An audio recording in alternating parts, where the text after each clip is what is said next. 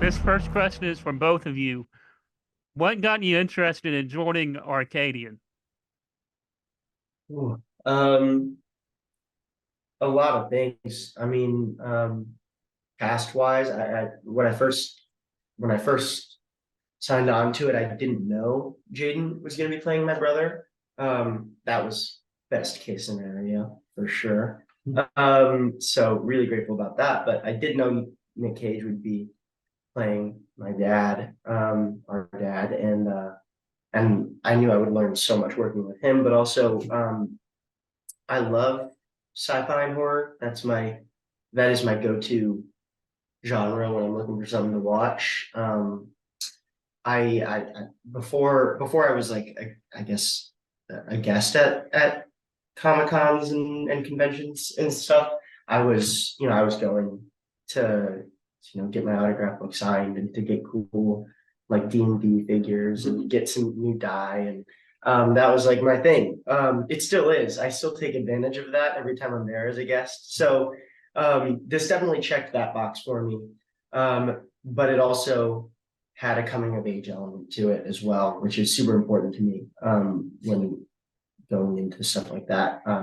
Is finding projects that have some really cool, unique science fiction element to it, or have something unique to it, but ultimately rely on the characters and their relationships to move those forward. Mhm. Totally. Yeah, for me, it was the characters and the very specific world that Mike Nylund, a writer, created. Like, I like what they chose to show and what they chose to not show. Um, like, it's all about the ritual for these characters, the the locking up of the house, all of these habits that they built, and making it seem regular. And I thought that was really cool, rather than these regular people being put into an abnormal scenario. It became normal for them, and they're built by that. And then also Ben was a cool guy, and we kind of hit it off, and he has great taste in film and references he was born super inspiring stuff. So that's definitely a factor. And you guys had really great chemistry together in the film. How was it like building off each other and gaining that trust and building that chemistry on set as well? We got really lucky. We were in Ireland, in this very small town. We're outside of a small town, in this kind of resort we were staying at. And it was could have been very isolating, but I felt very lucky that I had Max and as well as your mom too.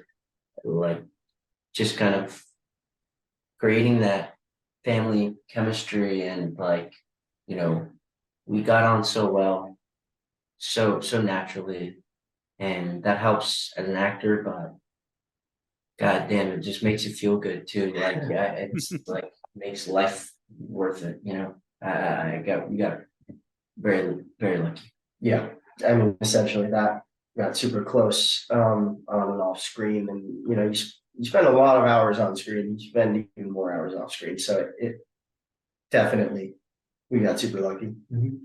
And speaking of getting lucky, you guys got to work with Nick Cage on this film, who is every actor's dream to work with. And just having him as your dad on this film, how was it like working with him and watching him just gravitate to this character because he embodies himself so much into this character? Yeah, yeah. I mean, yeah. I don't think I'm gonna need to be the person to say that Nicolas Cage is a great actor. I mean, everybody knows he's a phenomenal actor in everything he does. But I think that something that maybe not a lot of people know, if you didn't get the chance to work with him, is that he is one of the most generous scene partners that I've ever gotten to work with. He constantly is coming to set with ideas and intention and desire for what he thinks the scene should be. He's one of the most prepared actors I've ever worked with. But with that being said, it's never just, you know, what Nick says goes. He encourages you and wants you to talk with him and debate with him, and he wants questions to be asked at all times so that the scene can be the best it can be. No matter how small or big the scene is, he's always asking questions. And one final question for the both of you. What are you hoping audiences get most out of Arcadian? Like there's a lot of excitement and danger and scares, but I think it really all comes down to these three guys, this family unit, and I hope there's something in there that people can relate to. If you grew up with a brother, or your relationship with your father, even being a teenager and trying to find your freedom, trying to expand, and, you know, especially when these kids are in a setting where the world's essentially over. There's no way to spread your wings, and sometimes this world that we live in feels that way. I think we all, I mean, we live a privileged life, but sometimes it feels like there's too many things to look at that are negative. So I think there's just a relatability there. I hope people can find that in some aspect of the film, find the heart that's in there. Yeah, I mean, Okay. sorry. Oh, Sorry. go ahead, Maxwell. Go ahead. I was just gonna agree with what Jaeden said, and also yeah, I think ultimately it's a story of learning to trust and compromise and grow and accept change, and I think those are some really important things to keep in mind. I mean,